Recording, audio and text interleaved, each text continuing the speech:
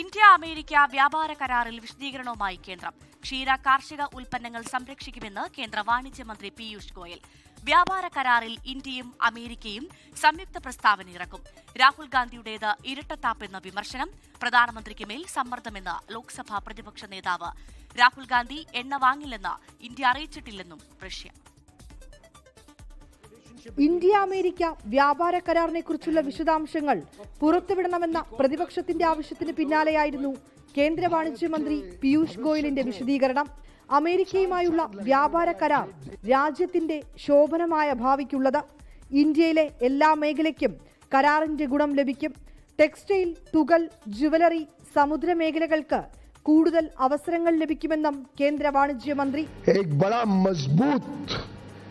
भारत के भविष्य को चार चांद लगाने वाला ट्रेड डील माननीय प्रधानमंत्री नरेंद्र मोदी जी के नेतृत्व में कल रात ഫൈനലൈസ് किया गया है. കരാറിന്റെ വിശദാംശങ്ങൾ തയ്യാറാക്കുന്നത് അന്തിമഘട്ടത്തിലാണെന്ന് പറഞ്ഞ കേന്ദ്രമന്ത്രി പീയൂഷ് ഗോയൽ രാഹുൽ ഗാന്ധിയെയും പ്രതിപക്ഷത്തെയും വിമർശിച്ചു. कुछ दिन पहले तक विपक्ष के नेता भी हमें पूछ रहे थे कि कब होगा यूएस डील, और मैं हैरान हूं ये डबल स्टैंडर्ड्स जो राहुल गांधी जी बार बार दिखाते हैं. എപ്സ്റ്റീൻ ഫയലും അദാനിക്കെതിരായ കേസും ഉപയോഗിച്ചാണ് കരാറിൽ അമേരിക്ക സമ്മർദ്ദം ചെലുത്തിയതെന്ന് രാഹുൽ ഗാന്ധി. एक अदानी जी पर केस है जी, यूनाइटेड स्टेट्स. वो अदानी जी को टारगेट नहीं कर रहा है, वो नरेंद्र मोदी के फाइनेंशियल स्ट्रक्चर को टारगेट कर रहा है. एप्स्टाइन फाइल्स में अभी और माल है, वो अभी रिलीज नहीं हुआ है.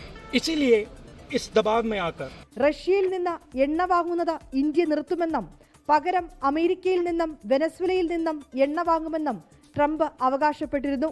എന്നാൽ റഷ്യൻ എണ്ണ വാങ്ങുന്നത് നിർത്തുന്നതായി ഇന്ത്യയിൽ നിന്ന് ഔദ്യോഗിക ആശയവിനിമയം ഉണ്ടായിട്ടില്ലെന്നും ഇന്ത്യയുമായുള്ള തന്ത്രപരമായ സഹകരണം വർദ്ധിപ്പിക്കാനാണ് ശ്രമമെന്നും റഷ്യ വ്യക്തമാക്കി. 24 ഡൽഹി. ലോകത്തെവിടെയായാലും ഏത് സമയത്തും 24 വാർത്തകളും ഓഗ്മെന്റഡ് റിയാലിറ്റി പാക്കേജുകളും എക്സ്പ്ലെയിനറുകളും വിശദമായി കാണാൻ ഞങ്ങളുടെ യൂട്യൂബ് ചാനൽ നിങ്ങൾക്ക് സബ്സ്ക്രൈബ് ചെയ്യാം.